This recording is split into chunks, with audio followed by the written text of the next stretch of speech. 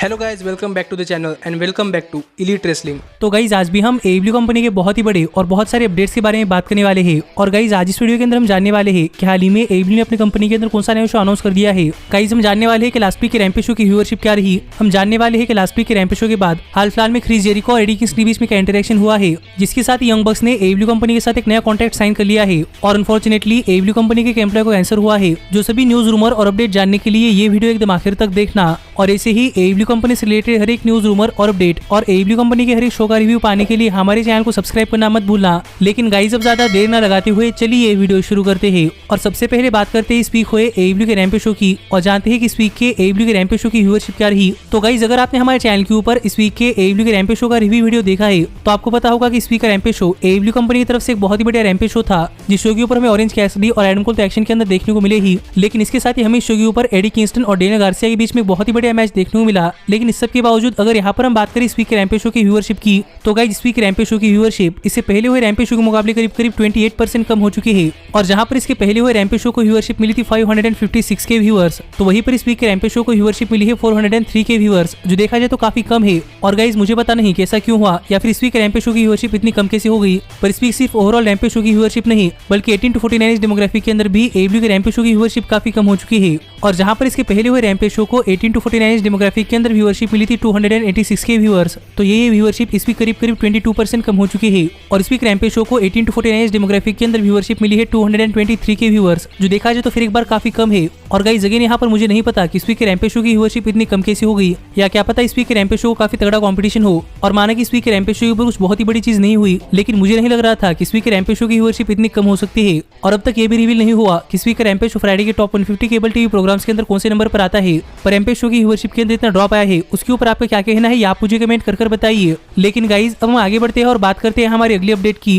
और जानते हैं कि इस वीक का रैम्पेज शो खत्म होने के बाद एडी किंगस्टन और क्रिस जेरिको के बीच में क्या इंटरेक्शन हुआ। तो गाइज अगर आपने हमारे चैनल के ऊपर इस वीक के रैम्पेज शो का रिव्यू वीडियो देखा है तो आपको पता होगा कि इस वीक के रैम्पेज शो के मेन इवेंट के अंदर एडी किंगस्टन डेनियल गार्सिया को फेस कर रहे थे, जो मैच एक बहुत ही बढ़िया मैच था। और इस मैच के आखिर में एडी किंगस्टन ने मैच जीत गए थे। लेकिन ये मैच खत्म होने के बाद यहाँ पर 2.0 ने एडी किंगस्टन के ऊपर अटैक कर दिया था। पर यहाँ पर आकर 2.0 के ऊपर अटैक कर क्रिस जेरिको ने एडी किंगस्टन को सेव किया था, जिसके साथ इस वीक का रैम्पेज शो ऑफ गया। पर इस वीक का रैम्पेज शो खत्म होने के बाद हाल फिलहाल में क्रिस जेरिको और एडी किंगस्टन के बीच में एक इंटरेक्शन हुआ है। और हाल ही में अपने सोशल मीडिया हैंडल्स के ऊपर एक ट्वीट करते हुए एडी किंगस्टन ने लिखा कि जब एडी किंगस्टन क्रिस जेरिको से कह रहे थे कि एडी किंगस्टन को उनकी मदद नहीं चाहिए तभी शो ऑफ गया था। इसीलिए अगर यहाँ पर फैंस को ऐसा लग रहा है कि एडी किंगस्टन को क्रिस जेरिको की जरूरत थी तो यहाँ पर ऐसा बिल्कुल भी नहीं है। जो बातें यहाँ पर एडी किंगस्टन ने ट्वीट कर लिखी, पर इसके बाद यहाँ पर क्रिस जेरिको ने भी एक ट्वीट किया और यहाँ पर क्रिस जेरिको ने लिखा कि क्रिस जेरिको यहाँ पर एडी किंगस्टन की मदद करने के लिए नहीं आए थे। जो बातें इन दोनों सुपरस्टार्स ने हाल ही में अपने सोशल मीडिया हैंडल्स के ऊपर लिखी, जिससे कि आप समझ सकते हैं इस वीक रैम्पेज शो ऑफ जाने के बाद यहाँ पर एडी किंगस्टन चिल्ला कर कह रहे थे कि एडी किंगस्टन को क्रिस जेरिको की जरूरत नहीं है। पर क्रिस जेरिको की तरफ से ऐसा ट्वीट आना कि जेरिको यहाँ पर एडी किंगस्टन की मदद करने के लिए नहीं आए थे,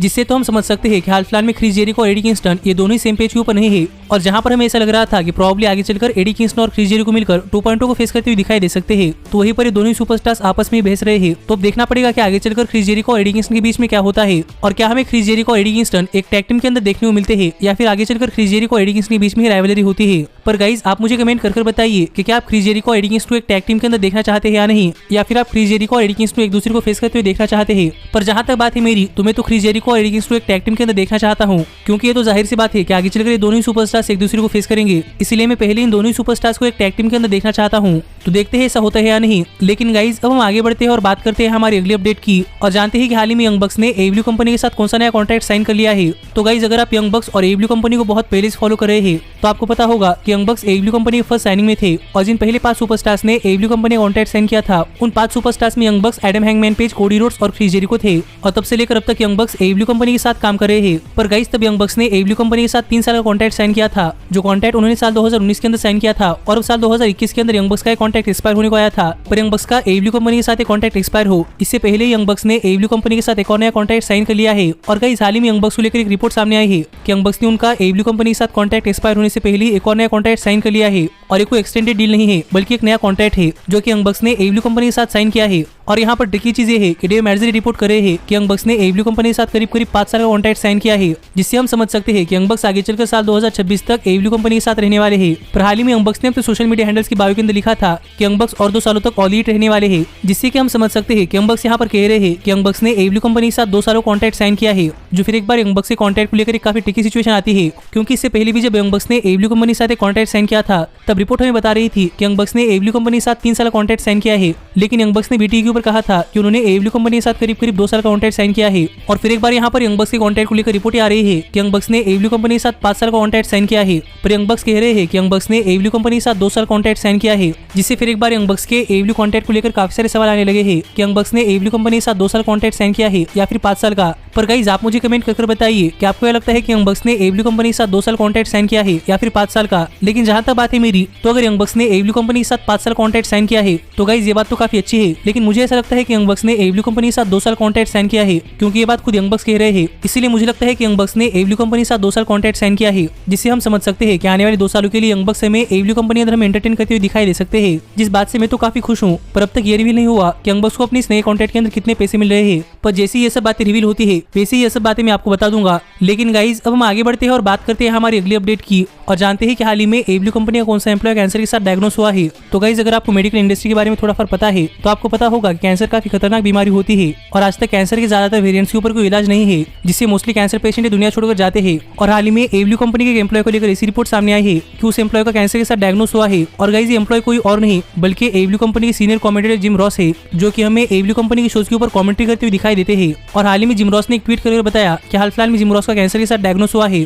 और उससे भी बुरी बात यह है कि जिम रॉस को स्किन कैंसर हुआ है, जो कि कैंसर की सबसे मोस्ट डेंजरस वेरिएंट्स में से एक है। और जिम रॉस ने इसके बारे में एक अपडेट देते हुए फुलगेर पेपरी के पहले ही कहा था कि उन्हें उनकी बॉडी के ऊपर काफी सारे इन्फेक्शन हो रहे हैं, पर वो होप कर रहे हैं कि कैंसर नहीं है। पर गाइस हाल ही में जिम रॉस का एक चेकअप हुआ है और इस चेकअप के अंदर सामने आया है कि जिम रॉस को स्किन कैंसर हुआ है। और गाइस जिम रॉस के लिए काफी बुरी बात है, क्योंकि जिम रॉस की एज 69 ईयर्स है और जिम रॉस अकेले ही रहते हैं, क्योंकि साल 2017 के अंदर जिम रॉस की वाइफ की एक एक्सीडेंट के अंदर डेथ हुई थी, जो कि जिम रॉस के हिसाब से एक मर्डर था। इसीलिए रॉस पहले से अकेले रहते हैं और हाल ही में उनका स्किन कैंसर के साथ डायग्नोस हुआ है, जो कि उनके लिए काफी बुरी बात है। और यहाँ पर एक अपडेट देते हुए जिम रॉस ने कहा कि जिम रॉस अपने कैंसर के ट्रीटमेंट के लिए एडब्ल्यू कंपनी से थोड़ा सा टाइम ऑफ लेने वाले हैं और प्रॉब्ली जिम रॉस हमें करीब दिसंबर 29 तक एडब्ल्यू कंपनी अंदर रिटर्न करते हुए दिखाई दे सकते हैं। जो बातें जिम रॉस ने हाल ही में एक ट्वीट करके बताई, और मैं होप कर रहा हूँ कि जिम रॉस का ट्रीटमेंट काफी अच्छी तरीके से हो और हमें जिम रॉस काफी जल्दी एडब्ल्यू कंपनी अंदर अपना रिटर्न करते हुए दिखाई दे। पर गाइस इस सब के ऊपर आपका क्या कहना है आप मुझे कमेंट कर बताइए। लेकिन गाइस अब हम आगे बढ़ते हैं और बात करते हैं हमारे सबसे मेन अपडेट की, और जानते हैं कि हाल ही में एडब्ल्यू कंपनी ने अपनी कंपनी के अंदर कौन सा नया शो अनाउंस कर दिया है और गाइस शो की डेट क्या है। तो गाइस अगर आप हमारे चैनल के ऊपर बहुत देर से एडब्ल्यू कंपनी के हर एक न्यूज रूमर और अपडेट फॉलो कर रहे हैं तो आपको पता होगा कि मैंने आपको बताया था कि साल 2022 के अंदर एडब्ल्यू कंपनी अपना डायनामाइट शो टीएनटी नेटवर्क से टीबीएस नेटवर्क के ऊपर मूव करने वाली है,